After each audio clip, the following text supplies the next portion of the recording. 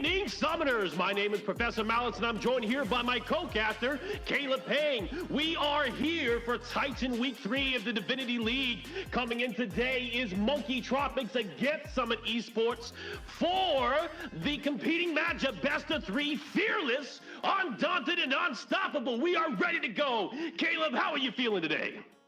I'm feeling great, and I love the intro too. Give me flashbacks to the WWE days. But no, I'm feeling great, and happy to be here. Week 3 of Divinity League. It's a 7-week league plus playoffs, and we've had some awesome action the first 2 weeks. Looking forward to some more. How you doing today, Professor Malice? Obviously, I'm quite excited. The whole WWE thing was certainly the element we were going for today. Today, we've got Monkey Tropics as the second place team going against Summit Esports as the 5th place team. Going based on statistics, the team on red side might be the side that's favored to win, as both teams have a 100% win rate. And I'm excited to see who's going to be in what spot and what they're going to bring today. Yeah, that's right. Unlike WWE, it's all real action here at Titan Esports, nothing scripted. So we're going to see how these two teams duke it out. But we got Monkey Tropics currently undefeated as well. I don't think a single game dropped even in the first 2 weeks. Summit Esports 1-1 so far, but looking to go positive after this week. So very excited to see how these two teams draft their respective teams. This is also a fearless draft format. So what that means is that anything used by either team in any of the previous games are no longer eligible for the remainder of the series. So these picks can be quite interesting, and I'm sure we'll see more of a variety of picks across the board, especially if we get all the way to a game 3. Or certainly at game 3, that's a total of what, 20 champions banned?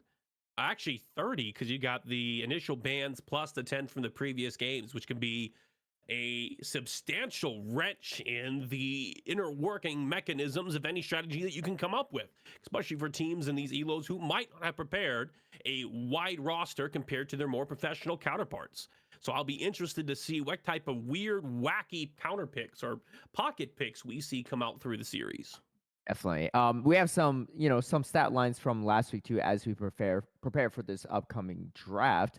On Monkey's Tropic side, Godson, actually their ADC Kaisa, was 13-0-9 in their first game, and then with the Syndra big news in the following game was 14-3. So definitely, I'm sure both teams will be doing a little bit of scouting of each other in their respective games. And then on the side of Summit Esports Peakers, last week, unfortunately, they did take a 0-2 loss, but some respectable performances. ISO Didac had a 9-3 game on Rise, 9-3-11 actually. And then in the following game as well, not really strong performances from across the board on that specific side. Seems like just overall, I got slightly outplayed as a team competition. But going to be exciting to see how these two teams draft up for week number 3 here. All right. All right into the draft. Here we go. Let's see how some of these bans are going to shake up. I believe Mel should be eligible this week, if I'm not mistaken. So we personally haven't commentated over any Mel games yet, but maybe this week's the first. To see when the Diana band is the first band to come out on the side of Tropic Monkeys or Monkey Tropics. I'm going to get that backwards every single time. But that's interesting to see, as Diana in this recent patch has made a resurface due to a tank burn build that has seen a lot of success. Similar to Pantheon, we saw last patch become very popular due to a similar tank build for him. That's right. And we get the Zyra, Mumu, and Ambessa bands too. Definitely really strong bands. I think from the side of Summit Esports, they're probably going for more strong meta bands, whereas looks like Monkey Tropics is probably targeting maybe some of the expertise on the side of Summit Esports, because there was a Diana. Gamer Destroyer has some mastery on that Diana. Did play it last week as well. And we do get Mel banned. So we got mother and daughter banned right off the bat here. I mean, both are really strong in this current patch, so not too surprised, especially given the range of Mel. And we get that first jungle pick, Sejuani. Strong pick to start things off for Monkey Tropics. I think Monkey Tropics actually has a better read on the meta here. MF has been a significant champion in the meta. Zyra maybe not so much, but Diana has certainly been in the lead with Sejuani, who was a strong flex pick between the top and jungle, and seeing exceptional success at the higher levels of play. Looking back at the Summit Esports, they go with Jinx and Jarvan as a great entrapment. Drake strong lead, prio pick on the Jinx, and the entrapment from the Jarvan, his Cataclysm, is able to be a natural barrier to facilitate the team fights that Jinx wants to see, these very clumped together AoE team fight spreads. And back to Monkey Tropics, they're going to be matching that same energy with a Twitch. We might be looking at two different front-to-back compositions. Yeah, Twitch Renata as well is going to be locking in for this bottom lane. Twitch can definitely be pretty scary if you're not, don't have your head out of swivel. But even if so, the Jinx just needs a little bit more time to build up her attack speed, or especially if she's trying to proc her passive but hasn't yet. That Twitch in a short burst can do quite a bit of damage. We do get the Braum coming out from the side of Summit Esports. A big fan of this pick as well, too. Braum really able to kind of protect that Jinx and just the team as a whole, and just throw up a shield kind of for the rest of the team, especially if Twitch is ulting nearby. So going to be seeing how that's going to look. Definitely a very strong front line so far for the side of Summit Esports, but we still have mid and top remaining from Monkey Tropics. We see some more bans. Looks like Ari and Victor going to be banned out, and then Sion going to be banned on the side from Monkey Tropics. So definitely trying to ban out some reliable, strong mid laners for the side of Monkey Tropics. And we get a Veigar ban as well, too. Just doesn't want to deal with that scaling chain. Yeah. My question is, how does Victor ever make it to the second ban phase and not even get picked as the first pick? All the college teams are picking Victor. He's a monster. Why did he get through the ban phase and nobody take him? That's so upsetting. What the guys? Sorry. Yes, definitely quite strong for sure. And we do get the Kali pickup instead in the mid lane. I'm going to be a little bit more, slightly more frontlining, and probably going to help Sejuani as well, talking that E a little bit faster. But we get a Trundle. Oh, it's actually going to be a Kali top and a Syndra mid, unless things change. But this Trundle is likely going to be on the top side as well. So we have this final mid pickup. Syndra's range is pretty scary. Oh, and we get a Vladimir pickup from the side of Summit Esports. Summit Esports really lacking some range on their comp. So if this Jinx is well protected, then that's definitely going to be a good thing for Summit Esports. But an early pickoff on Jinx could spell some disaster for the side of Summit Esports. So we're going to have to see how these two respective teams play it out. Not nearly as bulky of a front line for the side of Monkey Tropics, but they do have Renata with the bailouts, hostile takeover, everything to kind of just peel the team back a bit. So I think if played well, Monkey Tropics could be in a strong position. But overall, I kind of like the composition from Summit Esports a little bit better. I'm having a hard time making my mind about this. The Akali is a good answer to get to the Jinx, who will be positioned in the back lane. Vladimir, Jarvan, and Trundle will not be positioned to peel for the Jinx, but Braum is. And Braum offers a great way to block the Syndra ult, as they do count as projectiles. Same with a lot of the Twitch damage, meaning that it's going to be kind of a front-to-back fight unless Akali can get to the back line and do her job. Creating space, though, against Summit Esports team is very viable for Monkey Tropics, as they have the disengage tools, and the only engage options readily available for Summit Esports is going to be that Jarvan, who once he dives in typically falls apart and dies. Vladimir has to run from the front, Trundle has to run from the front, Braum has to jump to somebody to the front and then initiate from the front, meaning spacing is going to be incredibly important. I don't think Twitch is going to get picked off either, and so this game is going to come down to Godson and Stran. Whoever can win the lane and get ahead is going to be the one that brings the win home for their team. That's my prediction. I'm locking it in. You can count me on it. Definitely. Well, I mean, I think the J4 is probably going to be mostly trying to target its Twitch, right? Everything else, or maybe the Syndra as well. Everything else is a little bit harder to lock down from the side of Monkey Tropics, and you don't really want to be stuck into that Sejuani unless you're really trying to peel with your team. So, going to be interesting to see how Gamer Destroyer targets in these various games. But we're getting into game number 1 here: Monkey Tropics versus Summit Esports to kick things off. Summit Esports is going to be on the red side. Monkey Tropics will be on the blue side. All right, looks like Monkey Tropics is going with a 5-point defense. It is able to tries to deter Bartel from walking up and placing vision, but Game Destroyer is going to put a ward on the opposing team's blue buff. We do see a counter invade happening on the bottom side of the map as Monkey Tropics. I keep wanting to call them Monkey Team. There's 3 different Monkey teams. There's 3 of them in this tournament. There sure is. We had Monkey Supreme last week here. Just a little poke here. There, no serious invade coming out unless as long as Samurai changes things up a bit. Maybe just trying to get a bit of a vision here on the side of this bottom jungle. As both teams are positioning. Looks like Syndra and Akali looking for some poke there. And I was a little bit curious if this was going to be maybe a tank Akali build, but looks like no. Is going to go off of that assassin, especially given the runes that she has right now.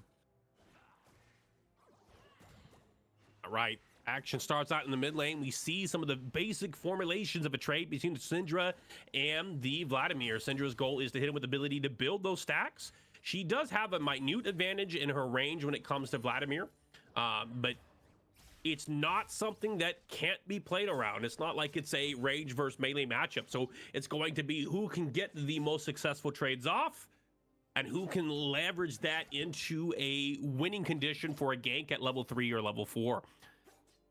Yeah, definitely. And we got the little Akali and Trundle skirmish back and forth. We get level 2 a little bit earlier on this Akali. Could go for additional harass, but we see Bartel just playing this a little more patiently, trying to get to that level 2. Speaking of Syndra as well, I saw on that Kiss, Marry, Kill chart that you were trying to marry Syndra there, if I'm not mistaken.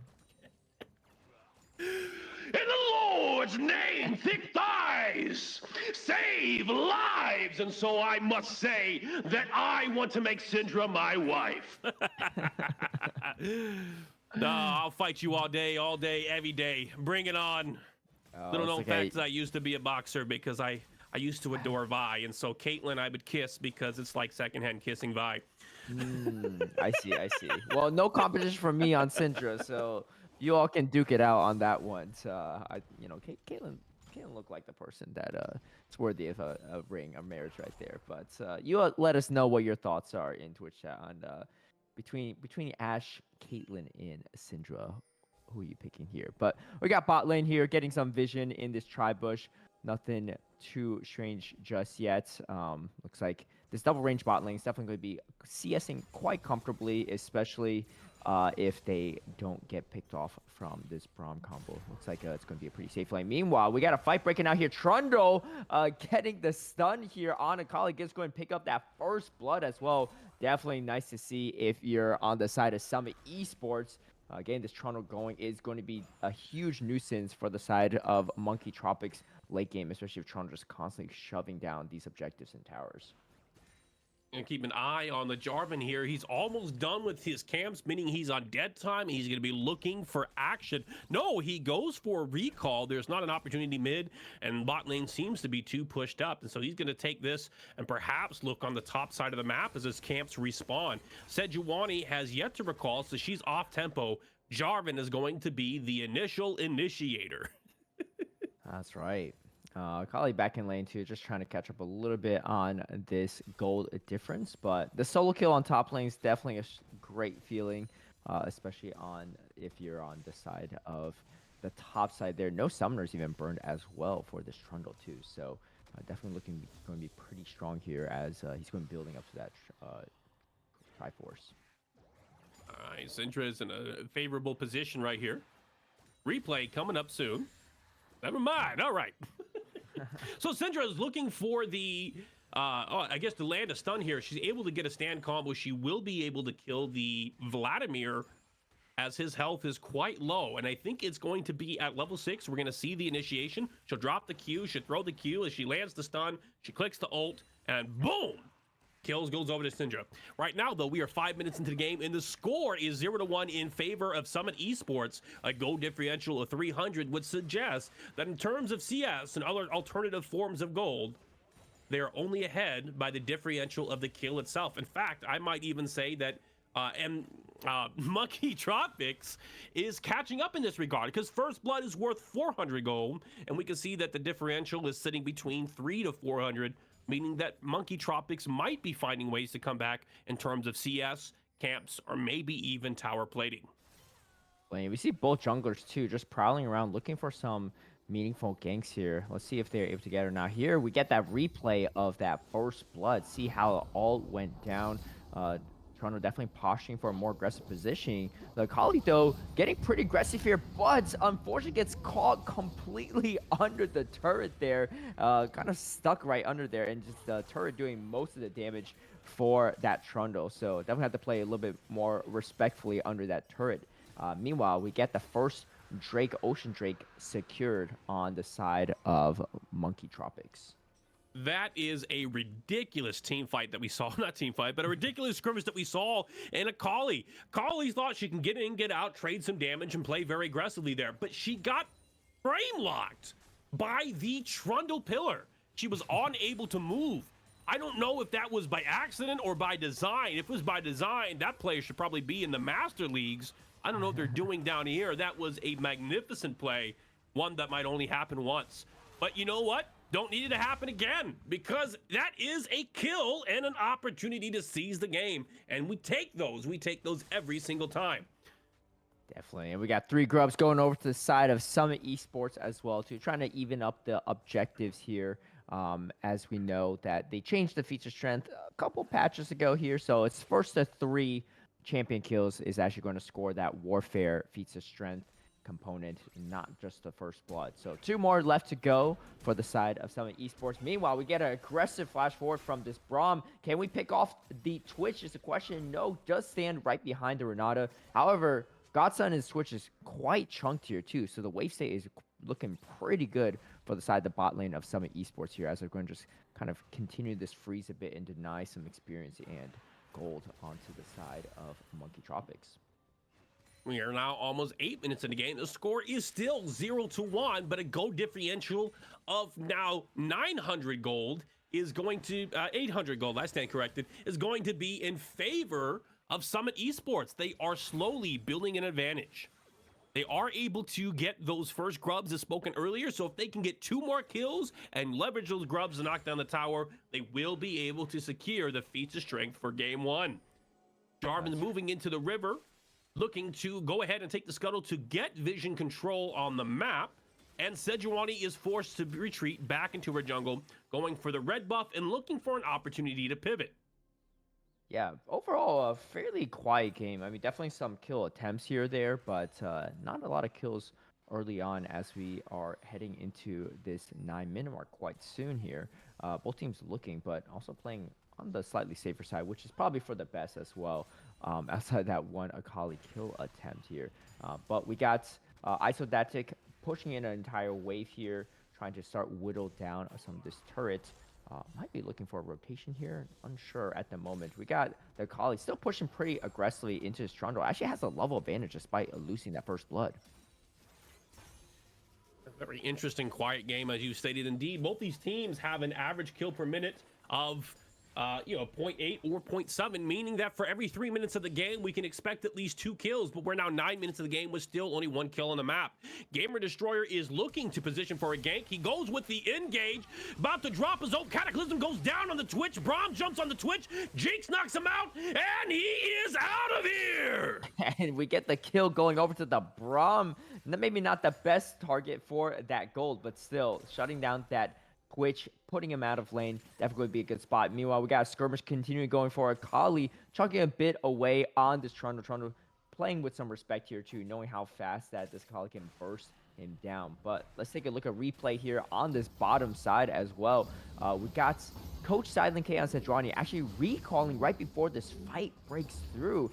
Gamer Destroyer, they don't have vision on this, but maybe just assuming that Sejuani is gone here, is now able to sweep in here, flash forward, and just jumps in here. The Cataclysm locks down the Twitch even with the bailout. Just not enough to take out any members on the side of Summit Esports Peakers. They're now up 2-0 here in the kills. Looking pretty strong here. Looking for another one as well. They got full vision of this bush.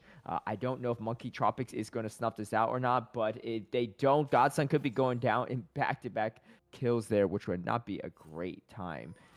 But looks like they are going to be okay and safe there. Vladimir actually picks up a kill on Syndra off camera as well. So that means that Warfare Feats of Strength is going over to the side of Summit Esports. Got a replay right there. Vladimir initiates the trade. Syndra trying to space out user ZOI very effectively. Now that her cooldowns are out of the way, Vladimir is able to walk up and trade. We see the Syndra throwing another ability out there. The healing from Vladimir is enough to keep him alive. He uses the blood pool to avoid the ultimate. How does he come up and take the kill from this position?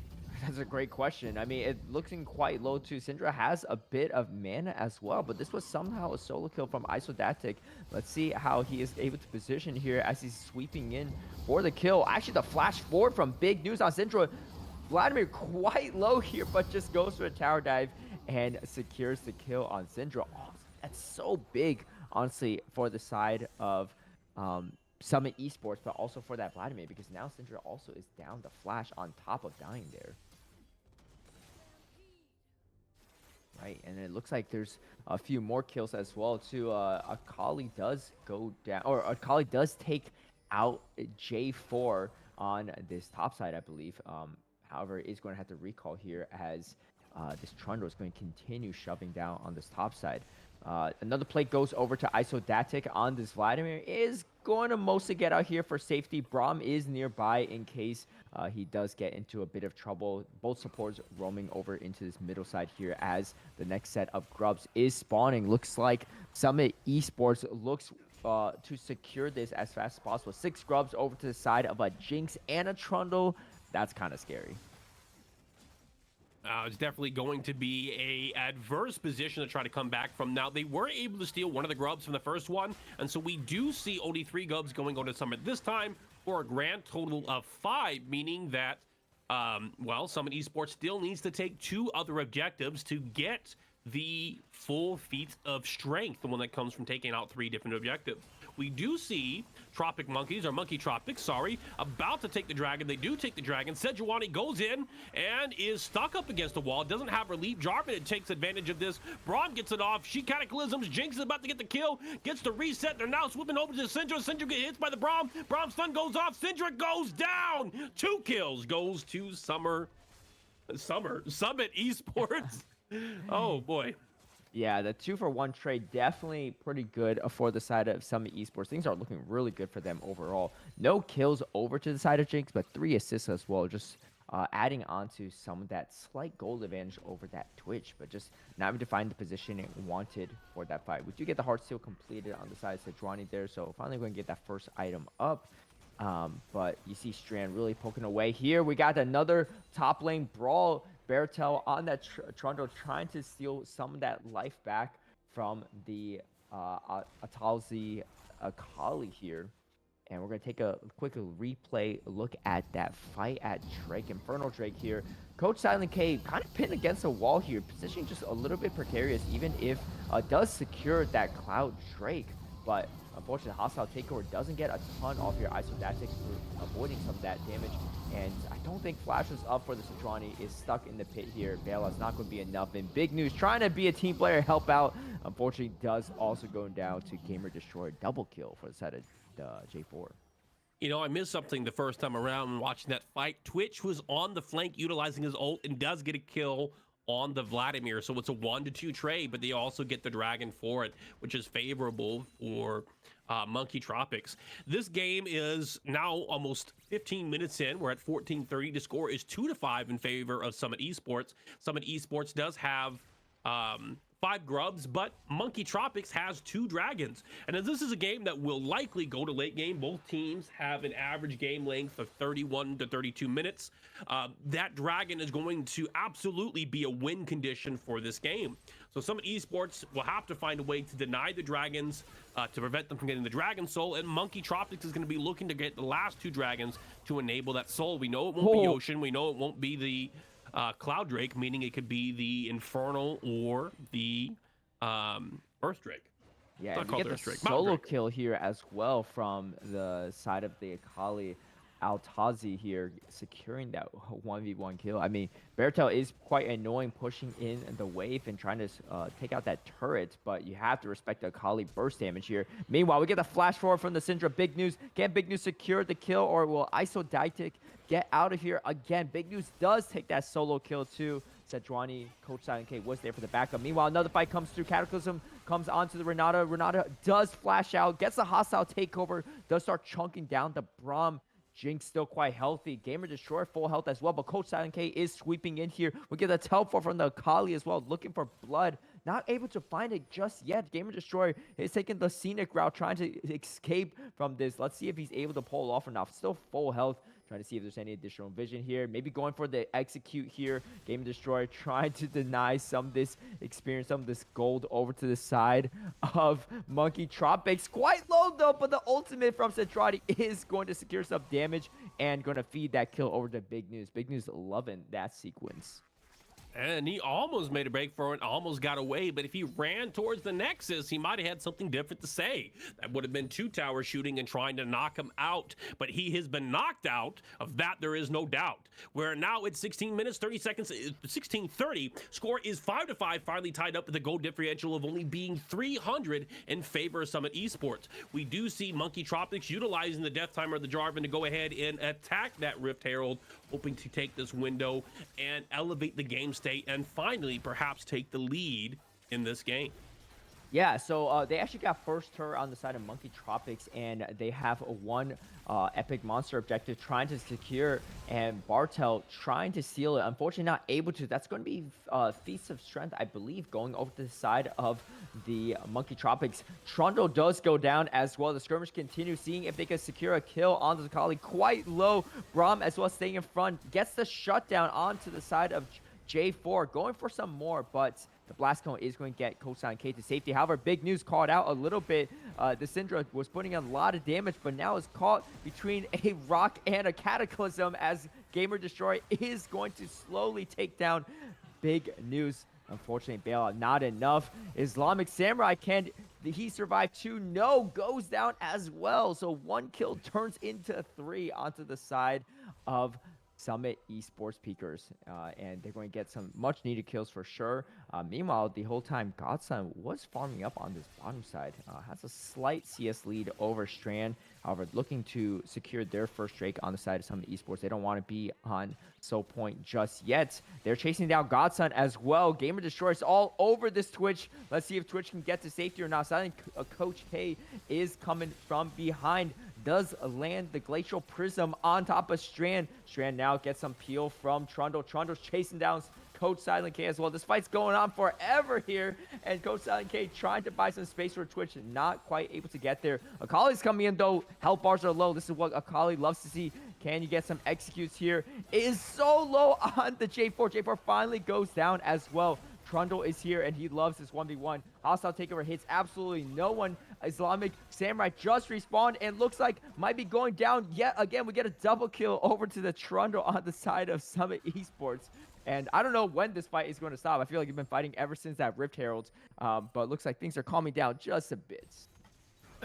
What an insane fight. I'll give you a breath of fresh air of rest there, as that fight had gone on for at least 3 minutes. They took it from the Herald, and then for the revenge kill to come in and punish Monkey Tropics for sending the Trundle, or going after the Trundle, turning it into a 3v1, and then they use that opportunity to defend the Dragon and press the fight down there. The score is now 7-11 in favor of Summit Esports, and we're back at the action at the Dragon Pit, about to go to Summit Esports, leveraging their new advantage. The gold differential is 3,000 gold, or relatively close to, in favor of Summit Esports.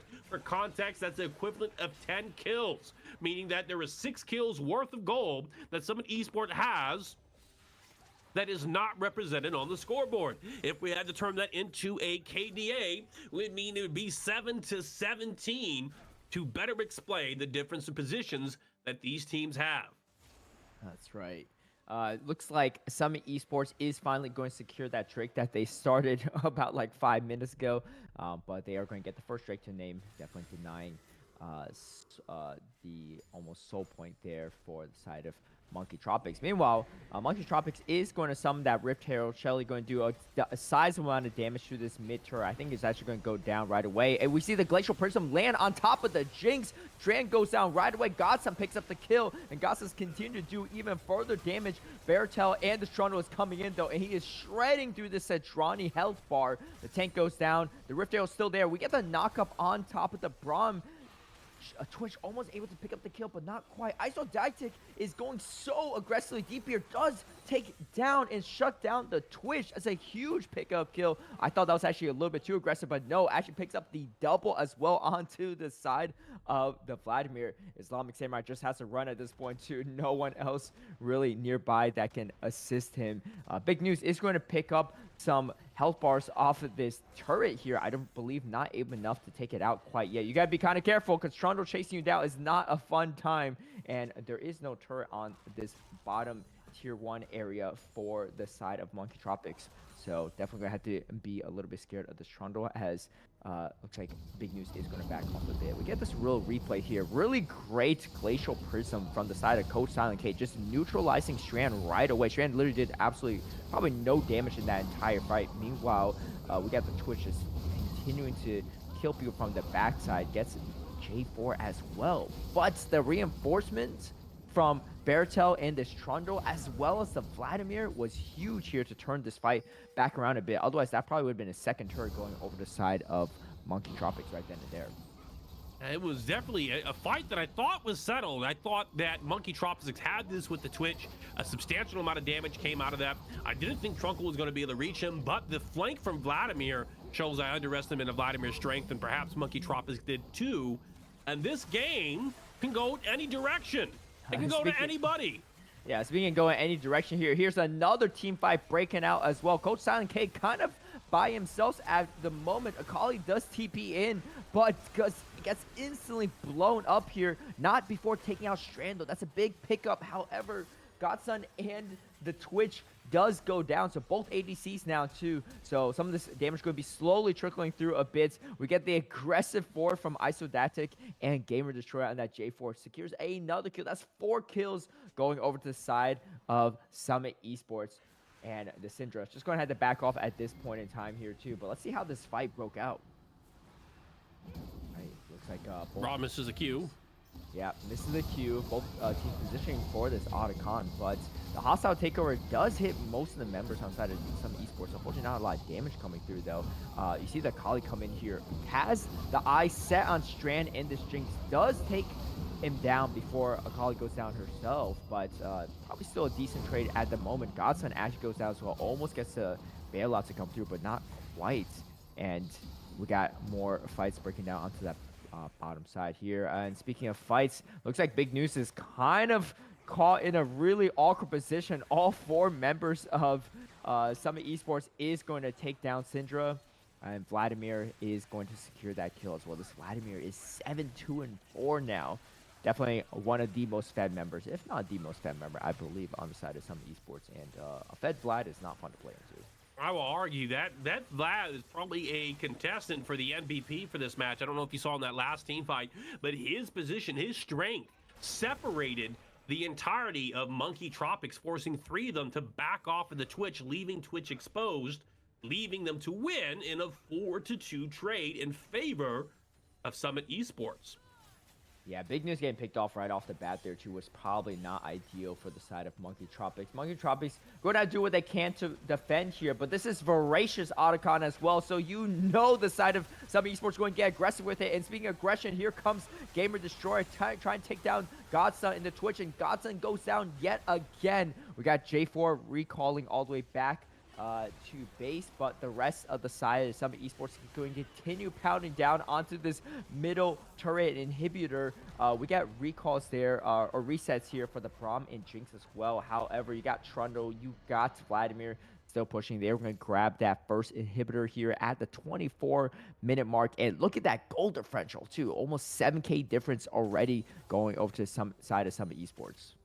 To put that into context, for those, for some quick math, is about 7K is equivalent of roughly 25 kills, give or take, which is a substantial difference. We'd be looking at 21 to 36 if we were to factor that into kills. But right now the score is 11 to 23. So this is gold is coming from shutdowns. It's coming from towers. It's coming from plates. It's coming from the denial of CS and camps. We can see that Vladimir does have a 20 CS advantage over the Syndra. A new fight breaking out. Bartel is going on the Akali. Akali is able to escape. Yeah, it looks Might like be walking for another trade. Coach Silent K going for a little bit backup, but Toronto's going to get out quite easily here. We got 4 members on the side of Monkey Tropics trying to defend that top side, but meanwhile, we got 4 members of Summit Esports taking down big news. Big news goes down yet again. That's a 6th death on the Syndra. Definitely not what you love to see here, but the pressure's on because you got Berto on that Trundra solo pushing and drawing so much attention. Meanwhile, you got the remainder of some esports still pushing here too, and I believe the Vladimir and the Trundle still have voracious Otacon buffs. Probably just for only a few more seconds, so a minute left at this point in time, but going to try to make the most of this too. I mean, this Vladimir is hard to take down in general, but taking him down twice back-to-back is not going to be easy either. As we see, getting the bottom inhibitor on the side of Monkey Tropics, so Summit Esports feeling pretty content here. Maybe going to set up for some Baron play at this moment in time, and we had another tier 2 turret going over to the side of Summit Esports. Beartail going to quickly run out there in safety as they start up the Baron. Let's see if Monkey Tropics knows this is happening. I think they've got to know at this point too, but can they get the rest of the team here? All their damage is missing. You got the Syndra and the Twitch still in the bottom of mid lane, and I don't know if they can get here fast enough. You're going to see Akali trying to make a hero play here, but just can't get into it quite enough. Hostile Takeover doesn't really hit anyone, maybe just the Braum, but that's not who you wanted to hit. And we get the shutdown though on J4. However, the other jungler, Sejuani, goes down. So we get a double kill, a triple kill now for Bertel and this Trundle, and Trundle wants more, but we get another shutdown on the Vladimir too. I feel like this is not a situation where you can still continue the Baron. So a good kind of interruption from the side of Monkey Tropics to slow down the progress of Summit Esports. And, you know, those are kills that you definitely need to pick up, but the goal differential is still about 8K at the moment. That is an interesting position. The diabolical split push happening from Summit Esports set up an ideal situation. They had supers in the mid lane, 4 people pushing the bot lane, and Trundle splitting on the top. They were able to leverage this to get tempo on the Baron. They had a 5v3 advantage on that, so there was a delayed response from Monkey Tropics because they couldn't leave those supers in the base, and yet it still ended up a 3-for-3 trade and denial of Baron, a strong defense played by Monkey Tropics. Yeah, I mean, just look at the side of Monkey Tropics, just buying time for the the carries to join this fight as well. I mean, really good positioning as well. Coach Sanke just constantly harassing this side. Bud does finally go down here.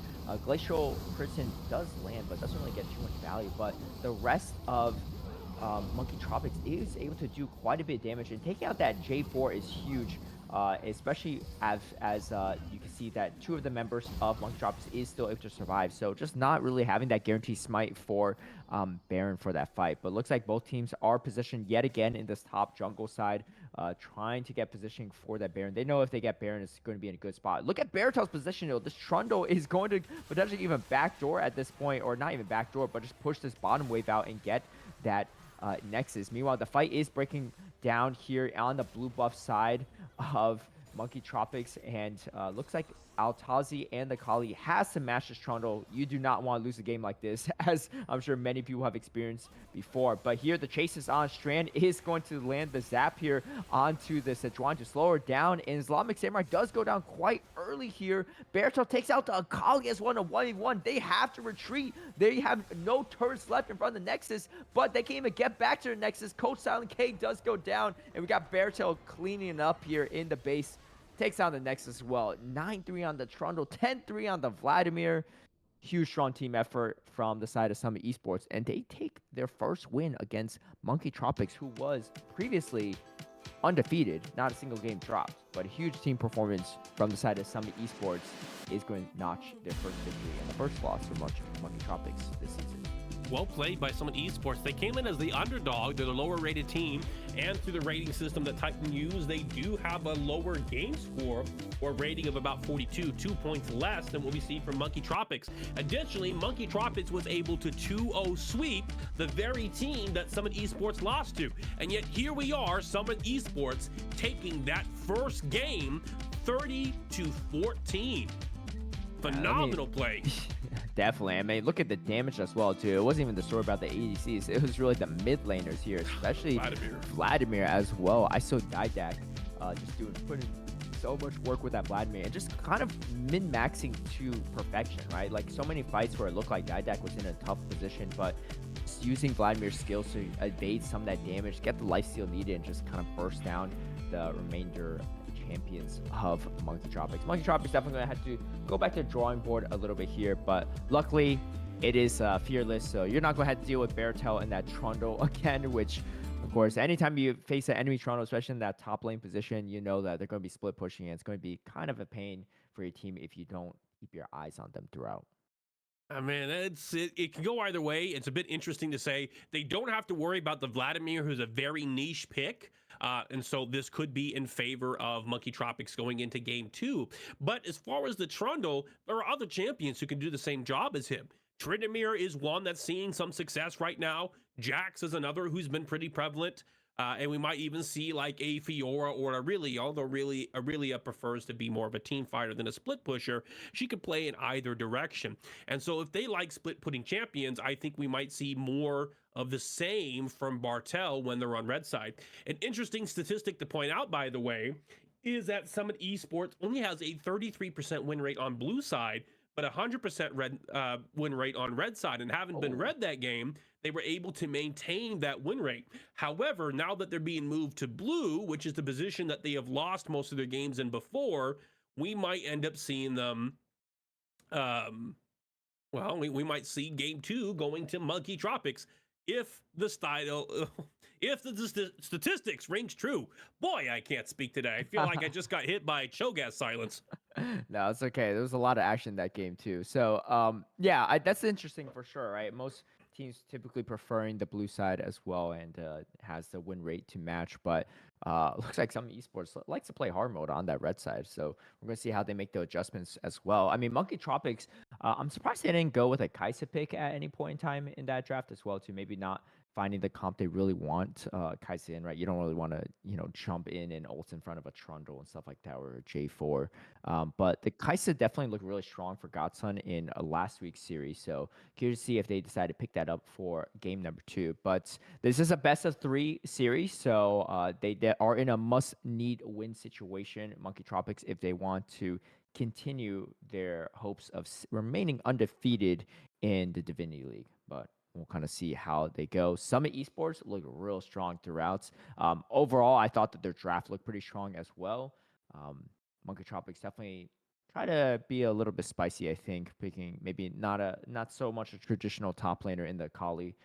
Definitely had a lot of utility for sure, but I think just didn't really have the assassin potential to kind of slow down the team of Summit Esports. And let's not forget, they had 5 grubs to their name too. And 5 grubs on that Trundle, that is not fun to deal with.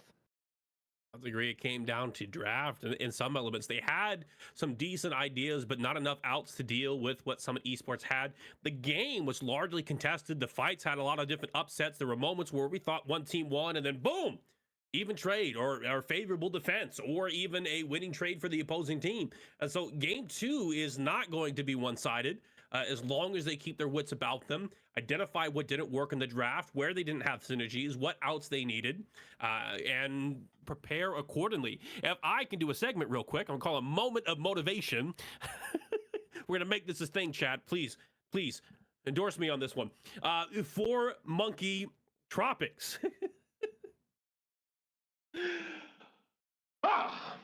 Failure isn't fatal and failure isn't final. If you fall on your back, because if you can look up, you can get up. You've got comeback power. You've got to be hungry. And I believe that inside of you, there is something special, something hungry, something voracious that is waiting to break through. So show it to us today and do what you've got to do. Ladies and gentlemen, Monkey Tropics are going to come in as the favorite for game 2. Oh man, I love it too. I hope they love it as well. We're gonna head to a quick break before game number 2, but stay ready because there's gonna be some more intense action coming back real soon.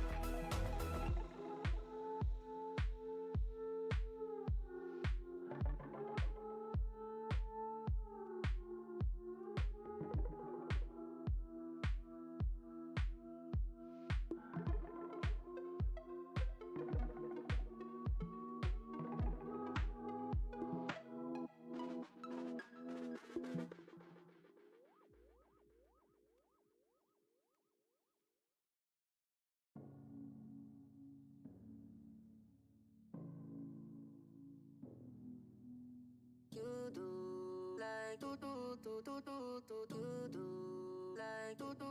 crazy, oh oh oh crazy, oh oh oh crazy, crazy, oh oh crazy, oh oh oh crazy, crazy, crazy, crazy, crazy, crazy.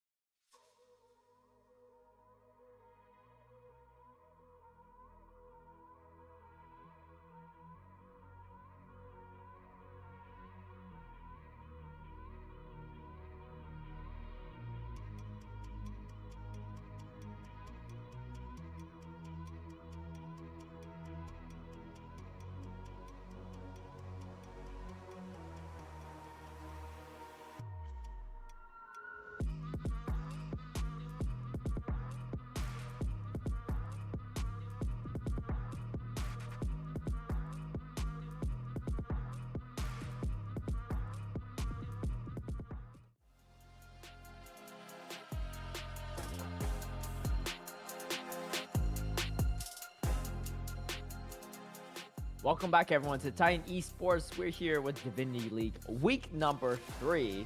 I'm Caleb Pang. I'm joined by Professor Malice, and I got a question for you, Professor Malice. Right? I keep seeing this Kill Mary Hiss graphic, and we got us as the casters. We also have our broadcaster and observer with the votes too. Why am I the only one not trying to kill Ash here? Why is everyone trying to kill Ash?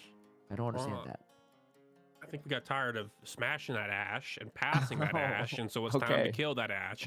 That's my take on it. But I think that Caitlyn's just a lot more charming, very elegant, but also looks a little young to be wife material for a man of my age. Looking at Syndra, though, that's a woman. That is a whole lot of woman, and it's the kind of woman that everybody can appreciate, no matter what side of the fence you want. And so I think that is a very desirable marriage partner if we're just talking about appearances. Ash, though, she looks like she's got an attitude, and I'm not about that. I like to keep things peaceful. I like to keep things silly. I like to keep things fun, and I'm not about to get stunned. I don't want a big ice arrow to the face, not even to the knee. I want to be an adventurer, so please let me be free. See me. Arrow to the knee does not sound good at all, but either way, just a little fun little activity we're doing on the week of Valentine's. So whether you have plans for Valentine's Day or you're married to the Rift, either way, we wish you the best on this yearly holiday. But speaking of the Rift, we did have our first game go down here. Monkey Tropics does take their first loss in the Divinity League to Summit Esports Peakers, but this is a best of 3. It's also fearless as well, so all the champs we saw last draft will no longer be eligible in this current draft. However, a lot of teams are still going to opt to ban similar picks every respective game because they don't want those to sneak through. Sometimes the exact same bans, but we did see the ban on Mel as well as her mom and Bessa and a lot of these OP picks too. So very curious to see how Monkey Tropics is going to make the adjustment this time around. They did have Godson on that Kaisa last week, 13-0. I think it was a 7-0 on Big News as well on an Nefiri pick too. We obviously haven't seen any of those show up in the first game, so maybe they go to some of their more comfort, tried and true picks for game number 2, a must-win game number 2 for them. We just might. This is your chance to bring out whatever tools you have. There's a book that I like to quote a lot called Old School Grit. It talks about being resilient, and the first rule of this book is not to accept your fate, but to create your destiny. So from this position, you have the opportunity to take what you have, what you've built, and what you have hidden to put yourself in the limelight. If you have a champion you haven't played yet, if you have a champion you've been practicing, or a pocket pick that you just know is going to shine, bring it out to game number 2. The second rule is you only achieve what you believe that you will achieve. And so if you want to leave with the victory on your back, you need to bring what it takes to go on the attack. Don't look back. Don't think about game number 1. It's time to think about game number 2 and lock in, zero in on what it is you need to do. Yeah, that's absolutely right here. And we got the first set of bans coming through, and Bessa going to be banned out right then and there. Diana banned as well too. I mean, I think Summit Esports Gamer Destroyer definitely has strong Diana, so going to give that respect ban over every single time. We get the Mumu ban as well for the side of Summit Esports, and I believe Coach Silent K did play that Mumu in one of the games last week as well. Played it really well. Obviously, they didn't drop a single game, so definitely a strong jungle pick too. We get the Zyra ban yet again, and we get the Mel ban too to round things out for the side of Summit Esports. So it looks like the almost exact same 3 bans for the side of Summit Esports, and Monkey Tropics does ban out, I believe, the same 3 champs as well too. Over Vagar was banned much later on in last draft, but it's going to pick up an earlier ban to kick things off. We have Summit Esports going to be starting on this blue side. They're going to get that first pick. It's going to be a misfortune. A very strong pick in this current meta. It's a misfortune in a world where Braum cannot be played. That's right. That is a very strong first pick for the MF. A little sad to see the Amumu being banned, but that might explain why he wasn't in our game today of Marry, Kiss, and Kill. No Amumu selected. He's been banned both times and banned from the competition. Otherwise, everybody would have just selected him for everything except Kill, of course. Now, Rel coming in as a strong support. Another strong, blind, engage heavy, but lots of utility offering support that's prevalent in the meta. And definitely can take the Warden position of Braum. They do take Thresh to matches, which is interesting because I think Rel is supposed to win that matchup. Thresh does have a decent play, which could stop her from getting in. She only has one engage. But for some reason, I really think Rel takes that. Wukong is a phenomenal blind pick, another one of those strong meta junglers, meta-defining junglers that's been prevalent in collegiate and college play, as well as pro play and high-level play. And so I think Summit Esports is bringing the heat, a big wombo combo between Wukong and MF available as well. Going into the ban, Sion is taken out on the tide of Monkey Tropics with a third pick on the Volibear, the possible flex pick going top or jungle. Either one is viable. We see a ban from Summit Esports. I'm sorry, I'll get it correct this time. And a Cassidy ban finaling out the ban for Monkey Tropics. Pick number 5 is about to be banned, and it's a Camille. I'm worried about the Camille top. Does that mean the Volibear might be a top side pick, or it could be a jungle match? We'll see with this next one. And the interesting part is the Wukong on the side of Summit Esports could also be a top lane pick instead. It looks like they're going to grab up that Victor, though, for the side of Monkey Tropics. Definitely a very strong mid laner in this current patch, especially if you ban out some of the extra range, like on stuff like Mel, Xerath. I was going to say Xerath could be a great counter for Victor, and it looks like that's what they're going to opt for, to just outrange Victor, making at least a laning phase pretty comfortable. And then, if you position well with team fights on Xerath, it could be quite a good time. Oh, and we get the York pickup on the side of Summit Esports. I mean, hey, York in this side of Bertel, I'm sure Bertel's going to love that too. It has potentially even more splitting power than Trundle does even. And we get the Mordekaiser pickup from the side of Monkey Tropics. Again, Mordekaiser could be the jungler as well, but looks like Mordekaiser is going to be the top laner here instead to try to match that York. I mean, a good pick as well too, right? Ult the York away so that he can't split push nearly as much and just kind of shut him down there. It's going to be interesting. The picks from some esports look good, but the team fight potential on the side of Monkey Tropics looks much stronger, right? Like you have much more splitting power with that York, and you can kind of get a lot of those isolated damage on that Xerath. But Victor in those team fights can be pretty scary as long as you make it through that laning phase. Isn't Braum not allowed to be played? Oh yeah, that was a Rel, I believe. Oh right, yeah, it was Rel. It shows up Braum now. Okay, right, it was Rel. No, good catch there too. Yeah, I believe that is. But I've got a question for both teams. Seriously, what the guys? Why is Victor again getting through? He's that good. Yes, I'm not making a scene. He is that good right now, and he doesn't get banned until the second half. He gets prio picked in the second half. You've got a blind pick on R2. You've got a blind pick on B1. What's the story with the Victor? Come on.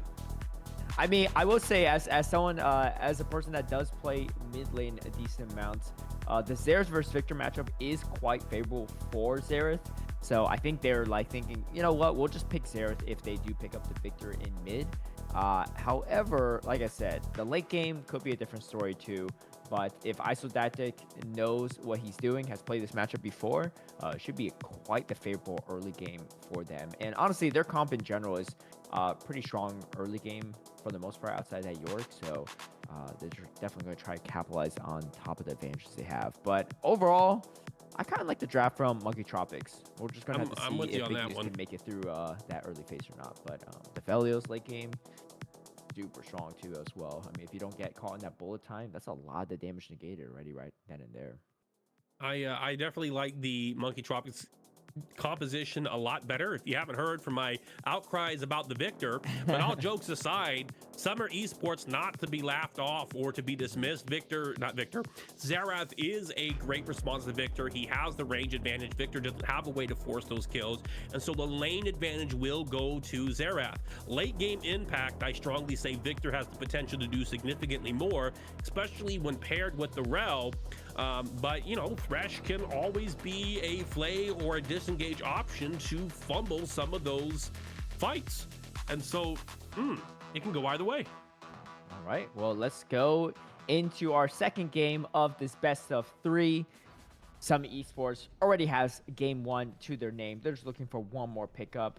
This is a must-win situation for Monkey Tropics to continue their undefeated journey in Divinity, in the Divinity League for as we go into week number 3 here.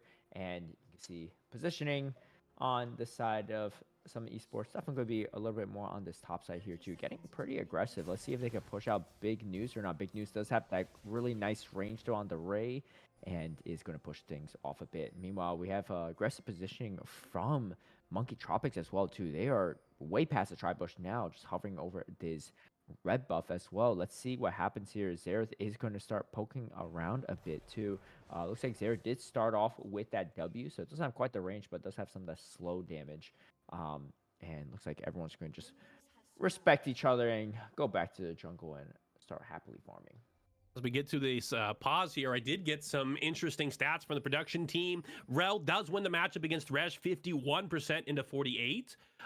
Rel tends to have a little bit of a better late game, but Thresh typically wins the lane. So he negates the Rel in the lane phase, but loses out in the late game when it comes to impact on teams. However, as we've stated, the Xerath does beat the Victor and typically wins the lane, wins the game, gets the first Tower of Blood, is able to do more damage to champions, has a higher kill participation, a higher KDA, and outright just performs better statistically in this matchup. And we got a little back and forth here in this bottom lane too, both fighting for that early level 2, but minions are about similar in that respect. As we see the top lane and mid lane breakdown as well.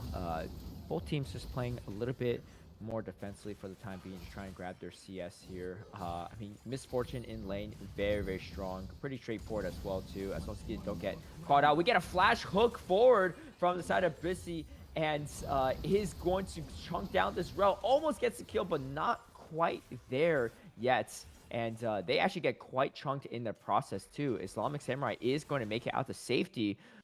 Godson doing quite a bit of damage to Brissy and this Thresh. So trades, I don't know. The trade looks almost more even and maybe even more favorable for Monkey Tropics so far in this early game here. We did have to burn the flash from Rel, but we got the burn flash from Thresh as well. Strand getting exhausted, getting stunned up as well. Can Strand get out of here? Godson trying to do the damage possible, but the barrier does come in clutch. Coach Silent K going for additional gank. Wait, they're recalling, but this recall position might be a bit precarious as the E is going to land. We get the first blood, and that is going to be a Strand that goes down as well as the first blood. So a big early swing for Monkey Tropics. First blood. I didn't anticipate it happened that way. I thought for sure Summit Esports had it. They got the level 2 as they should in the range versus melee matchup. As Thresh has the advantage, is able to act on the lane sooner and build that lane advantage or punish the Rel from trying to contest it. And they use that advantage to engage on level 2 and almost get the kill, but they're able to squeak out, and then they flip it with the Volibear gank, putting the lead for Monkey Tropics. The lead of which is substantially in their favor for this early in the game. We are looking at a 900 gold advantage in favor of Monkey Tropics. This is going to be mitigated a little bit as people return to the lane and catch up on the missed CS due to these recall timers, or there's back timers or death timers. But still is a significant lead Monkey Tropics has going into game 2. Altazi as well has a decent CS lead currently over Baratel and this Yorick. Yorick definitely not as strong in that early game, but does get quite strong over time. So let's see how long Altazi can continue this early advantage. But other things considered, the CS looks pretty similar across the board here too. I'm actually surprised ISO Didac doesn't have as much of a lead over Big News as well, to seeing that this is more of a counter pick in that situation. But Big News probably just playing it safe here, knows how that matchup goes. Strand kind of taking some of this damage from Aphelios here, but you can see that Monkey Tropics is feeling pretty good so far in this current positioning as well. Rel just standing right ahead here. Oh, a small fight maybe breaking through on this mid side here as we head back over to his bottom. But looks like a lot of members are grouping around this mid side, trying to help out here too, as the first set of objectives is coming up. It's going to be Infernal Drake to kick things off, and we got the first set of grubs spawning soon too. But that mid lane matchup, a thing to consider is that it's range versus range and a bunch of skill shots. So it comes down to the player's ability to use their abilities effectively and properly position around ZOI or zone of influence. If there is some mispiloting or mistakes made within those two elements, even the losing matchup can tend to come out on top. These statistics are over a wide spread and assumes that most players understand those champions to a certain degree or have a certain level of pacing. But sometimes if you are able to outsmart your opponent or read your opponents and anticipate their patterns, you can manipulate it. One thing we see with the Victor is that sometimes he steps forward, closing the gap and making it easier for his abilities to hit and easier to sidestep the the Xerath abilities too. Yeah, definitely. And we get the kill, the 1v1 kill from Altazi against Baratel. A little role reversal from that first game. The Obliterate does secure that kill here. As we see a fight breaking down on the bot side. So Brissy does go down, and looks like Monkey Tropics is going to secure that first Feats of Strength of Warfare one. 3 kills to their name, not a single kill yet for the side of Summit Esports. They definitely want this game 3 on their hands, and you see Coach Silent K go and pick up the Scuttle Crab, maybe go for this bottom objective as well, as especially as we see Gamer Destroy is going to secure up the grubs. Good awareness there, knowing that, you know what, most of the members are on this bottom side for Monkey Tropics, so going to grab that early objective, and, you know, 3 grubs, 6 grubs, even better for York. So they're definitely going to prioritize that lane splitting power, especially on that York as a strong pickup. But here we see the replay, and you can see the Cosine K is going to stun up Brissy as well. Strand, pretty healthy, not going to get too greedy here with the kills. Pretty content with what they got so far, and they're going to secure up this Infernal Drake, unless Brissy can make a crazy heroic steal. Unlikely here. The objective trades going. Both teams have successfully taken one objective. The score is 0-3 in favor of Monkey Tropics. We see Wukong right now currently clearing his bot side quadrant. He's successfully taken all of his top side. He's trying to catch up and exceed Volibear in CS using this tempo advantage. And it looks like Volibear is going to be clearing his bot side quadrant to try to put himself on dead time before initiating a recall. He does not go for a recall. What is he doing?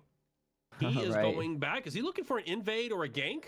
Does he have information we do not? Wukong's coming. He sees the Wukong. He initiates on the Wukong. No! He gets baited out, and we now has to rethink his next play. And it looks to me that he will be going to the Raptors. We do see Thresh coming back to the bot lane, and a fight about to break out between him and Rel.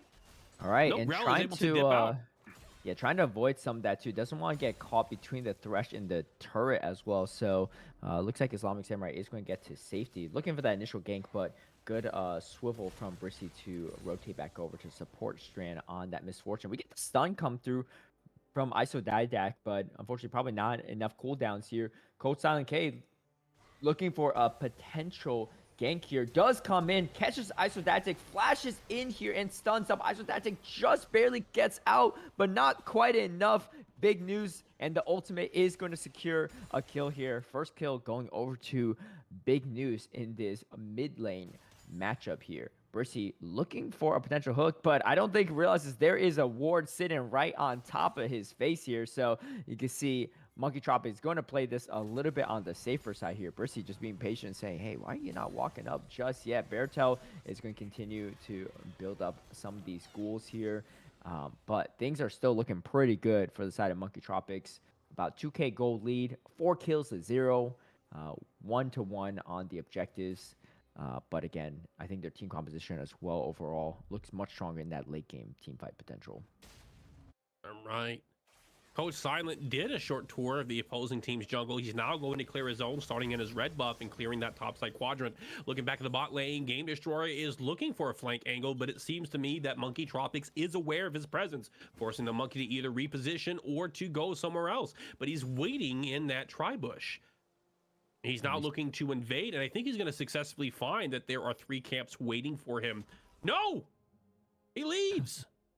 What is this? I can't predict anything. I think one thing's going to happen and then another's going to happen. I said that Monkey Tropics has the better team here. Does that mean that Summer Esports is going to come back? Summit Esports is going to come back with the win? Am I just inept? Is that what's going on? Wukong's looking for a backline dive, about to go behind the tower, but is then forced out again. While Thresh and MF utilize this space to get platings. One plate goes down and about to be a second one, helping to close that gold differential. We're now 10 minutes into the game. Score is 0-4 favor of Monkey Tropics with a gold differential of about 1,500 in their favor. And they definitely want first turret as well on the side of Summit Esports because they already lost that Warfare feature strength. So that one is definitely needed if they want to complete the feature strength or have any chance to at this point in time. This mid lane matchup is pretty surprising in my opinion too. I really thought that Isodatic would be able to make a little bit more out of this matchup here. Speaking of which, going to try to rotate over to help Brissy here. Big news though, he's feeling pretty comfortable. Coach Silent K going for some grubs here. Doesn't want to give all 6 grubs over to a Yorick. And Altazi is going to help out in that situation here. Isodatic just trying to thin out the wave a bit. But it looks like a fight might be breaking her out soon against this grubs here. Oh, and we see another potential solo kill from Big News. Just barely gets out of there alive, but is going to push Isodatic pretty far away here. And now they have a little bit more room to maneuver for Monkey Tropics.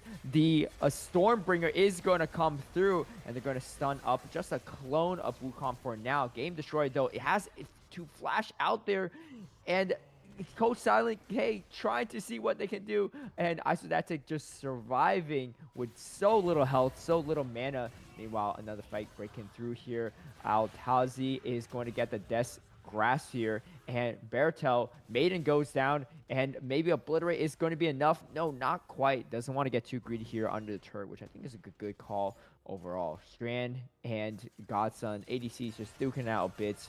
Bullet time does come through, does a sizable amount of damage from Godson. Godson almost thinking maybe it was out of it, but not quite. Just took a few more bullets for no reason here. Strand now going to go be on the chase here. It has the flash and the Q, does get the solo kill on Godson as well, and going to continue whittling down this turret. Definitely a positive set of actions here for the side of Summit Esports. They're still definitely behind a bit on the gold and the kills, but definitely the needed kills there to help, start up this first turret feats of strength potentially here and just get back into this game. Coach Silent K going for this blue buff and is going to get invaded as well. Coach Silent K in a top position. No blue buff, maybe no life either, but is able to make it out there. However, the positioning looks quite good now for Summit Esports for this Drake.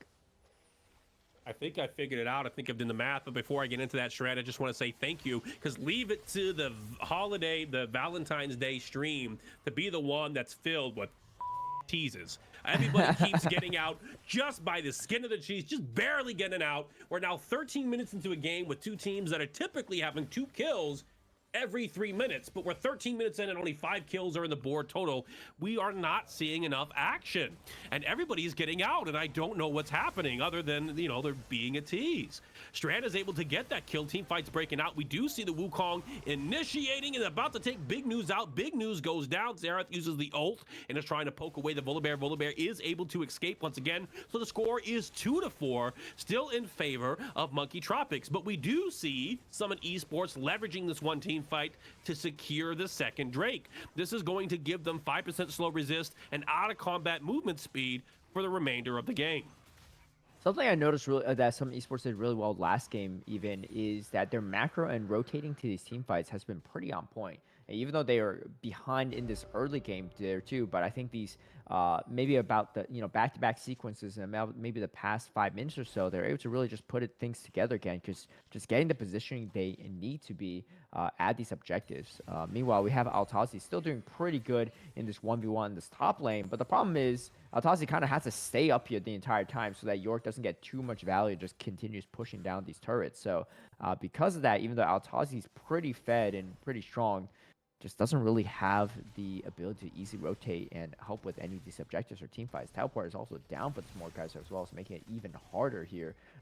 Big news though, on this Victor is getting pretty strong at this point. However, the range on Xerath always makes him quite the utility in team fights, as long as you're not, caught in a really obvious position. Ren is able to pick up a kill in the bot lane. It looks to be a 1v1 duel against the Aphelios. So this is a favorable move for Summit Esports. We do see MF coming in with 40 CS advantage against them too. So unlike game 1, game 2 might be the game where the ADCs are the ones that lock it in. We see a fight about to break up, maybe about to break up. Volibear calls it off and about to go back in. We see Thresh Burley going in. He's about to land the hook. Does not throw the hook. He's going to clear the ward. Victor looking to put, while Mordekaiser comes and collapses on the top. Here comes the Volibear, uses the ult with the engage, doesn't get a stun. Wukong knocks everybody up. Thresh is now out of position. Wukong is in a 1v4 due to parallel trading. He goes down. Thresh gets caught by the Volibear stun and then drops as well, resulting in 2 kills going over to Monkey Tropics. Yeah, and the team fight potential from, Monkey Tropics just is so much stronger, I think, in these fights. You guys there in the corner just trying to poke out. Speaking of fights here, it looks like Baratel will be caught out here. The Rel stun, the death grabs. However, the turret does keep him alive pretty well, and the Maiden also being a pestering nuisance here. Coach Silent K trying to take out the Maiden, not even able to do that quite yet. The Sky Splitter is able to land, though, and they're going to take down this Maiden and see if they can take this first turret potentially too to secure that feats of strength. Neither team has fully done that. Oh wait, no, feats. The first turret actually does already go over to Summit Esports actually, thanks to Strand and that bot lane gap so far too. Godson not looking as good on this Aphelios into Misfortune. Misfortune looks really strong in this patch too, so being behind doesn't help either. In this situation, and it looks like another fight might be breaking down on the bot side here. No, it looks like Strand's going to play this a little bit on the safer side, as teams are fighting over this Rift Herald. However, again, team fight potential from Monkey Tropics just looks so strong. You just can't even walk in here very easily. Big News, though, gets completely called out. Gamer Destroyer does take down Big News. That's going to be a lot of damage, but they're going to continue chasing down the other mid laner. Isodactic is going to go down. Altazi on a killing spree now. This Mordecai is looking quite strong. Coach Silent K is getting almost 3v1 for a bit, but Volibear is pretty bulky as well, is able to sustain some of that damage here. Doesn't look like Summit Esports is willing to give off this Rift Herald very easily, but they are slightly outnumbered, as Strand is going to rotate over to his mid lane as well too. Good macro and also good positioning for this potential next objective fight.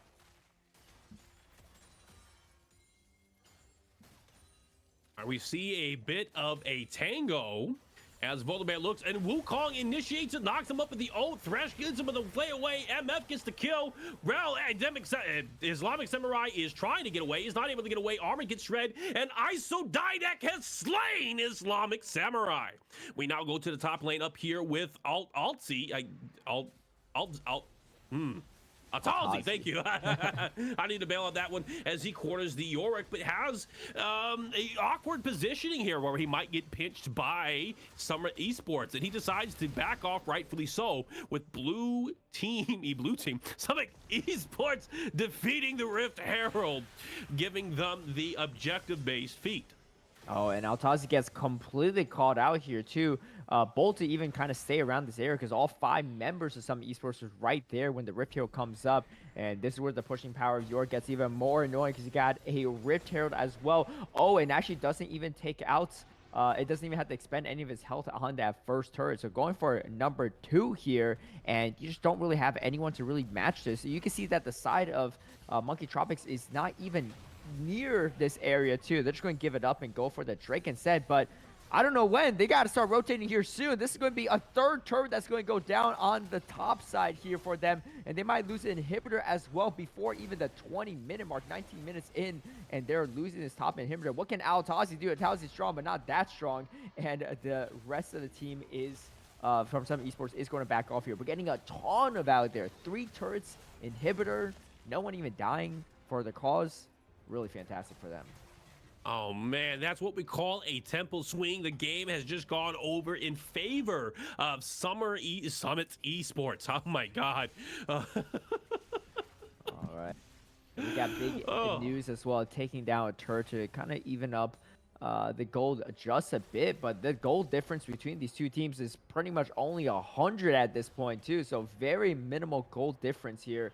Summit Esports clawing their way back into this game. I think a lot of it really had to do with Strand just taking a lot of that pressure off the rest of the map to getting the advantage there too, and actually helping them secure that feats of strength despite losing that first 3 warfare. And we get the stun come up on Brissy here. Brissy is going to try to get out to safety. Cyclone comes out as well with the knockups. The boxes drop too. Strand does take down Godson yet again here, and you see the Xerath ultimate coming through. Strand does finally go down to Coach Silent K, but Coach Silent K goes down to ISO Didac and that Xerath ultimate, and now the side of Monkey Tropics are kind of running, but not quite. They're turning this around a bit here. Oh, we get a triple kill for big news as well, too. Big news finding the team fight he is looking for. Altazi even comes in here for some extra reinforcements. Let's see if Xerath is going to be caught out or not. The stun is missed. The W is missed as well, but Q is landing. However, Altazi is swinging around from behind. We get the re-engage from Rel as well. Misses the stun. You got to be kind of careful here if you're Rel. Big news as well. Looking for more, maybe even a quadra kill. Time is elapsed too much on that streak, but Isodatic is going to be able to get out to safety here, buying his team a little bit of time here. No objectives really secured off the back of those kills on Monkey Tropics, but Monkey Tropics definitely able to turn things a bit around in this fight. It really started with this Brissy being caught in a really tough position here too, and slowly just getting chunked away. Game Destroy does go for that re-engage with Cyclone. The box comes through too, but there's just not enough damage here, right? Once Strand goes down, it's kind of lack of damage from the entire side of some esports here. We got Xerath doing all this stuff, but already blows the ultimate, and the reinforcement from Victor is huge. Yeah. This is what I was talking about earlier when I was quite excited about the strength of Victor. We see as every time he gets the kill, if he hasn't upgraded an ultimate yet, it should increase in size, but his kill gives him a shield, which helps him with the uptime. He has an insane amount of burst damage, a lot of AoE, and has a significant impact. We now see that he's 4-2, and despite being in a losing matchup, he is a significant powerhouse for Monkey Tropics. They have been able to successfully take the tempo back with a lead of roughly 700 goal, even though the score is 11-12 in favor of Monkey Tropics. Summit Esports, I almost said Summer again. Man, I'm so sorry, guys. Are able to successfully take what appears to be the new objective, and Atacon. I can get some things right. I haven't gone senile yet, which is offering a very strong buff for them. They now have the false life buff, meaning that if they die, they get respawned and they get to go back to base, only giving up 100 gold.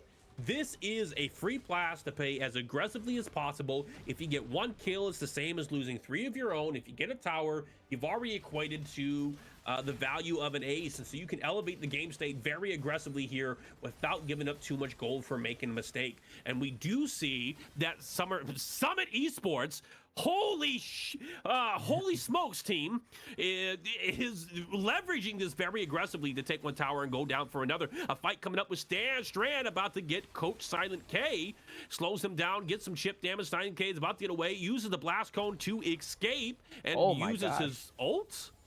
What? Yeah, the Stormbringer really got this bear spooked as well, but I don't even know if Coach Silent K still makes it out or not. Look at the aggression here, and we finally get the hook to land as well. Strand is on a killing spree. Strand on this misfortune is racking up the kills, and of course you got Voracious Otacon buff here to keep them alive for another attempt. I believe in this most recent patch they changed it so that it's actually 200 gold now whenever you kill someone, and there's a 15-second kind of respawn withdrawal timer there. So not as overpowered as it used to be. So you kind of have to be careful here too, because getting over 200 gold per champion kill is still 1,000 gold swing onto the side of Monkey Tropics if they are able to secure that. But the only thing being secured here is that kill on Coach Silent K. Goes down yet again to Misfortune, and this Misfortune is getting quite strong there too. 3 full items already and starting to work towards that 4th. And you got the upgraded boots probably coming pretty soon for that Misfortune too. At 24 minutes into the game, the score is 12-12, with the game gold differentials being in favor of Summit Esports by 300 gold. And Summit Esports is about to secure Dragon number 4, putting the Drakes to be 2-2 on both sides as well. All right, and we see aggressive positioning from the side of Summit Esports. They still got the Voracious Autocom buff. Actually, I think it just elapsed here too, so they don't have that flexibility as much. But Coach Silent Gate gets caught again. Strand picks up another kill. Altazi strong, but is Altazi that strong is the question. Going to take down Gamer Destroyer, knows that he's going down anyway, so trying to take one for the team before going down himself. But now this is looking pretty tough. No Baron buff though on the side of Summit Esports here. Oh, and we see Misfortune getting called out here. The ultimate from the Godson and the fellows is going to be able to shut down Xerath, but Strand mostly untouched at the moment, still doing quite a bit of damage. You have to be pretty careful here too. A lot of your front line is gone outside this York and slowly getting chunked away here. Godson is pretty strong on this. Aphelios now here has 2 items, and you have to respect that if your Misfortune. Strand is going to play respectful here. We get a TP coming out here too. It's actually going to be big news on this Victor, trying to find any last members here in the way, but unfortunately not able to. So going to burn that TP, but at least clears out some vision, for the team. 26 minutes of the game, score is 14-15, still in favor of Monkey Tropics with a gold differential of 500. Very close, very neck and neck. There is a tower advantage for Summit Esports, making up some of that gold deficit from plating and, well, I guess in this case, shutdown and gold. But it could go either way. We do have the in-head spawn back up. Game Destroyer goes in, and they are able to pick down the Islamic Samurai, and then Coach at Silent K is about to get knocked down too, with MF doing substantial damage. Big news. Well, big news. They're in front of your face, and you went down 2. Triple kill in favor of MF, giving a significant window for them to go ahead and take the Baron. Summit Esports just might be able to close this one out. Yeah, Coach Silent K just going down kind of in succession every single time Strand is nearby. Kind of looks like a bear caught in the headlights a little bit in these fights, but unfortunately just not able to sustain the damage fast enough, and just gets shredded by this comp. I mean, look at the items on this Misfortune. 12, 3, and 1 so far, too. That's a pretty good kill securing power so far from the side of Strand, and just the rest of the team just providing the peel she needs to really just put in more and more work. Beartail is also split pushing now with this York, and this is not what you want to deal with if you're already behind here too. Meanwhile, they're pushing out that top side as well too, so really trying to split the attention here. Ghost Silent K trying to land the Sky Splitter, unfortunately not able to. Golden almost gets one tapped here from the Misfortune, and is so low at this point too. Gamer Destroy goes aggressively in. We got the Victor Ultimate doing quite a bit of work here too, and it looks like Gamer Destroy is going to go down to Altazi. Misfortune goes down at some point in that fight as well. That's a big shutdown going over the side of Monkey Tropics. They are behind by gold at this point too. They were the ones with the early lead, but there's a lot of back-to-back deaths here, especially from their jungler on Coach Silent K. Made things a little bit harder for them to even contest any of these objectives. Obviously, Baron buff going over to the side of Summit Esports was useful there too. We get a aggressive push from the Rel, but Rel not going to find that York anytime soon. Things are looking kind of tough for Monkey Tropics. I think they have a much better team fight potential, but this Misfortune is a huge problem now with 4 items as well. Production, can you go ahead and show us that gold? Go to that X button. It'll show us the gold of the different champions. I have a theory here as to the type of strength that we're seeing, and it's going to come down to a concept called gold concentration. So while both teams have roughly the same amount of gold prior to that last fight, where the gold fall dictates where the damage is coming from and how you want to approach these fights. MF has 14,000 gold, which is 3 to 4K more than anybody else on Monkey Tropics. If they cannot kill the MF, she's going to be able to do a substantial amount of damage. damage. For context, 3 to 4,000 is the equivalent of a whole other item. And Infinity Edge, one of the strongest items in the game, is 3,600. So over some of these champions, she has a massive lead, and which is why we see her having so many kills. However, if we look at the average gold per team, the Monkey Tropics seems to have higher gold on most of their other players. So if they can kill the MF, they win the team fights. Speaking of, big news just slays the MF.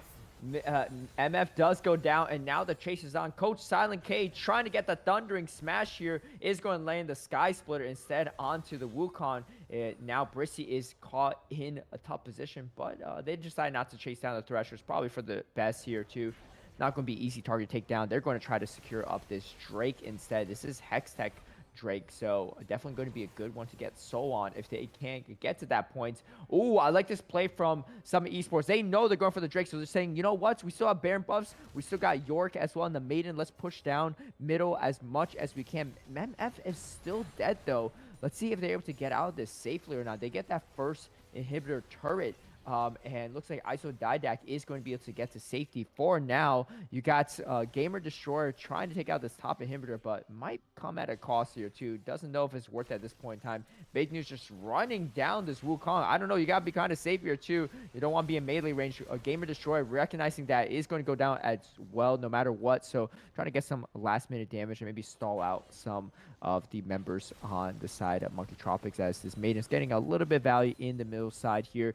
2 inhibitors down already for the side of Monkey Tropics. So they're kind of stuck in this position where it kind of just had to sit in base for a while too. You don't really want the York pushing down when you're going for team fights elsewhere. No objectives coming up anytime soon though, so they have a little bit of time to kind of clean up their base a bit. But Summit Esports, like you said, if you catch that misfortune, you're in a good spot. I think straight 5-5 team fight potential. Monkey Tropics definitely has the advantage here. But if Summit Esports gets any picks, that could definitely snowball the fights. Let's see if they have or not. You got Rel taking one for the team, but actually kind of snuffs it out, goes aggressively in, but gets entirely eviscerated here. Zared going to pick up that kill. Now 1 member down without really spending too much on the side of some esports, and they have the waves pushing in their favor here. Brissy is going to be the one looking a little bit forward here to see what they can happen. Oh, we get the hook to land as well on Altazi, and the bullet time comes through. Does a sizable amount of damage in this point in time here, but it looks like the ultimate from Mordekaiser is going to keep him up to safety for a little bit here. No picks, but bullet time is at least wasted, so don't have to deal with that for about at least a minute. You mentioned that was a misclick there. I'm surprised Mordecai didn't grab the MF, canceling out the ult and forcing her in a situation that's going to be favorable for him. He has the armor to go ahead and trade very aggressively with her and perhaps remove her for the team. We're now about to see a team fight break out. Bardo engages onto Alti, and we didn't see Coach Silent K coming from the side. Unable to connect the stun though, and ISO Didac trying to chip off as much free damage as he can. But Goldsun is able to pick Bartel with Rel going in, going on ISO Didac. ISO Didac gets stunned. Silent K is going in, going for the MF, forcing her back. Wukong is stuck in the front line, but they are able to drop Silent K. MF is now fleeing once again. Thresh drops the ult to try to create space and able to successfully do so, resulting in a 2-for-1 trade in favor of Monkey Tropics. Gotta say, that trade's probably still better for Summit Esports, right? They get that final inhibitor as well. So now you got 3 inhibs down. That's so much map pressure from the side of Summit Esports, just beating down against your structures there, too. I mean, and, you know, you do have decent wave clear options, but step too far out of that base, and you know Summit Esports is not scared to punish and go for the win there on the Nexus. And they clear out the vision here, too. Looks like they're going for another Baron. I think Monkey Tropics is going to be able to snuff this out soon. Looks like there isn't a blue trinket anytime soon that they can start placing in this area. But yeah, they're just not in position here too. They see the teleport coming from Beartail and that York, so they have to match that. And unfortunately at this point too, they realized a little bit too late. Either way, Coach Silent K wasn't anywhere near by to even contest a smite. So 2 inhibitors down now. We get the bottom inhibitor coming back up, but 2 inhibitors down with Baron buff coming from the side of some esports. This is going to be an interesting couple minutes for the side of Monkey Tropics. If you're a Monkey Tropics fan, definitely going to have to pray for some pretty good team fights in their favor. But if some esports play this safe and they just constantly split push, it's going to be pretty annoying for the side of Monkey Tropics. Monkey Tropics is not down at yet. In that book I was telling you earlier of old school grit, the third rule is to embrace the pressure. The ability to handle pressure is all dependent on how you will handle it. You see it as an opportunity to display how mentally tough you are. And so this is a chance for Monkey Tropics to show the competition that even in the face of severe adversity, they will remain resilient. They have to hold the defense. They've been able to do it before, and they can do it again. We do see Summit Esports pressing forward, using that Baron buff and the minion or Baron empowered minions to try to make way into the base. But Monkey Tropics is just not allowing them to do so. Complete called out here, too. Coach Silent K goes down yet again, gets the Stormbringer to come through, actually stays alive somehow. The Failure Soul is going to connect on top of the Misfortune, and Misfortune does go down to the Rel, and the team fight potential of Monkey Tropics does come to fruition. We do have Baratel, though, trying to end the game by himself on this Yorick. I don't think he's able to quite yet, but does get quite a bit of value. Maiden going to try to help out as much as he can.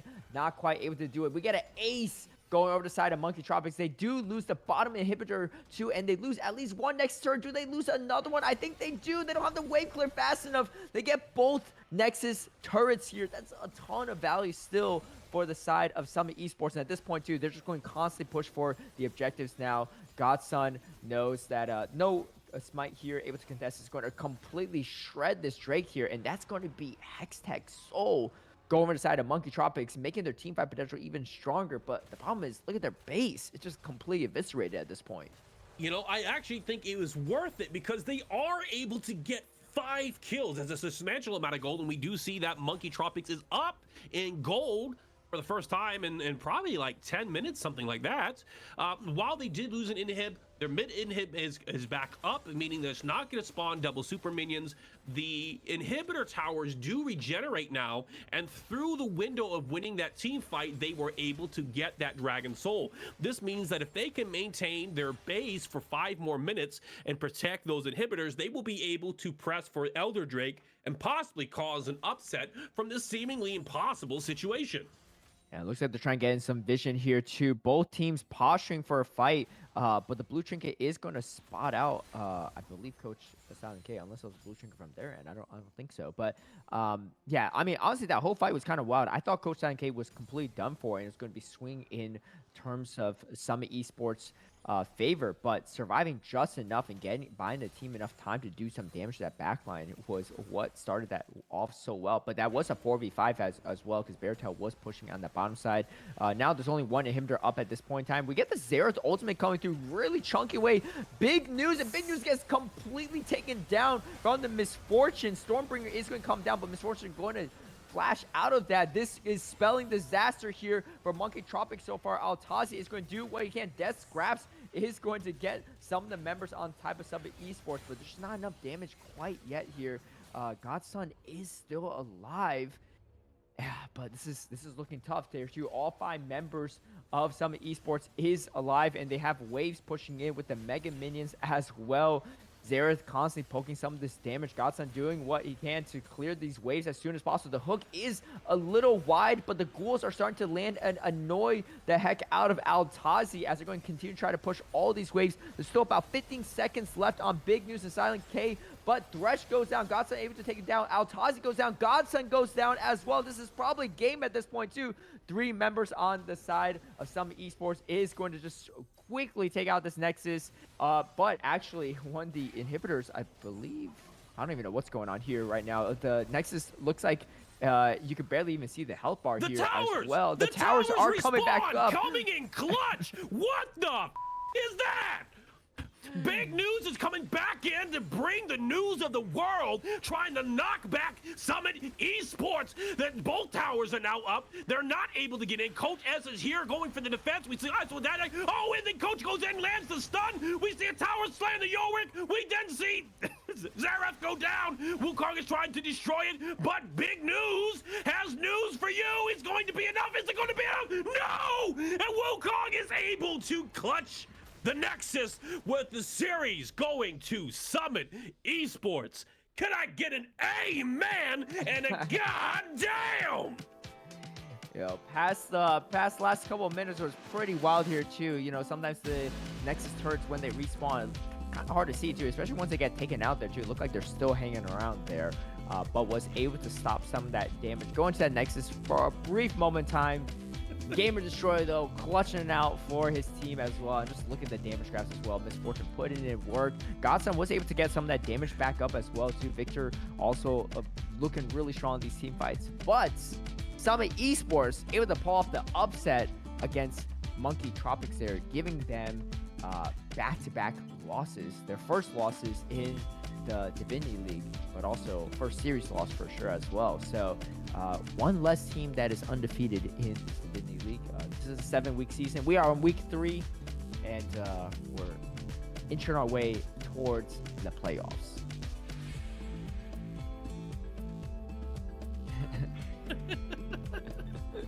All right, we got some funky bits going on.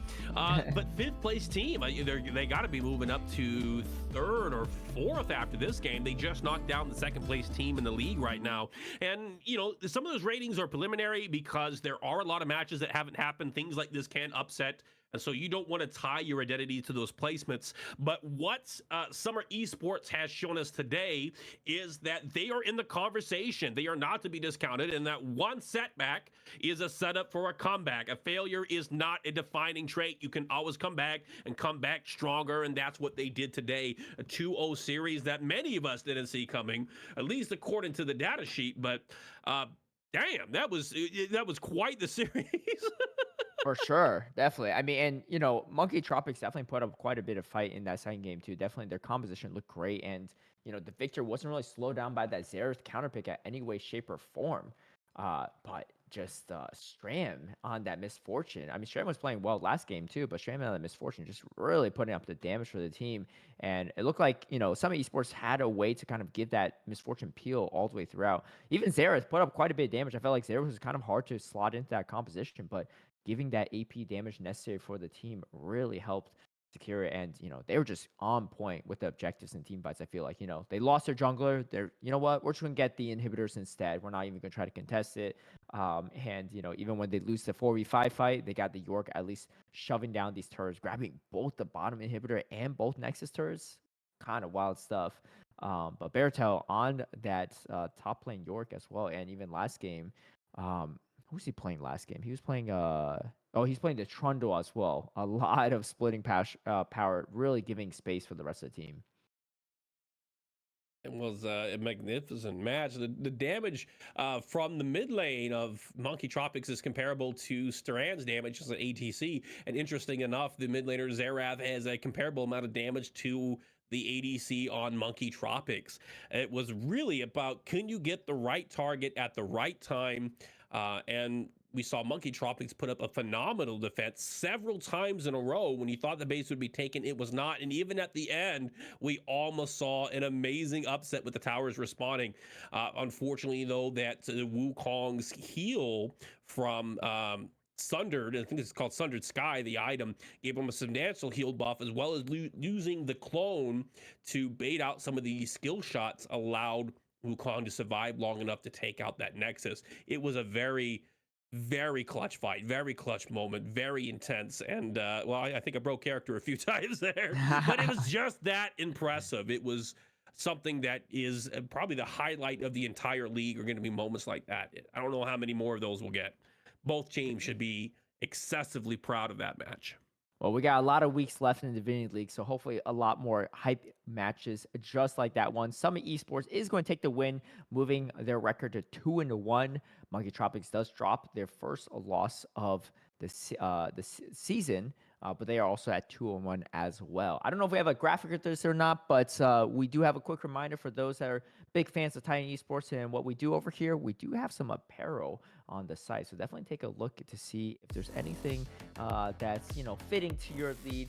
As you can see here, FOFesports.com/Titan is where you want to go. Friend or foe store. and I believe we have like a discount code as well. It should be F is for Flash, I believe, discount code. And if you don't have Flash on F, then something's wrong. You know. I got Flash on Spacebar. There's nothing wrong with me. That's wild. That's wild. F is for Flash. That brings friends together. You know, It's not F on psychotic. D is something else, but F on Spacebar is extraterrestrial at this point in time. But anyway, take a look at our merch store, and that pretty much wraps it up for us. Any last words here from you, Professor Malice? Yes, Titan digital esport merch. When I need to get a new hoodie for my my model here, I would love to have a big old Titan brand. Maybe we can get like a P chain or something. I don't know. Come up with something crazy, but that would be a lot of fun. It's been a fantastic time, and I'm excited to see the teams bring it even harder in week 4. That's right, and we're here every single week, so stay tuned for another week of Divinity League next Monday at 5 p.m. Pacific. Big shout out to anyone that tuned in, as well as Sherigan on broadcast and War Eagle on the observer duties today, making a great production. But anyway, until next time, have a good one, y'all, and peace out.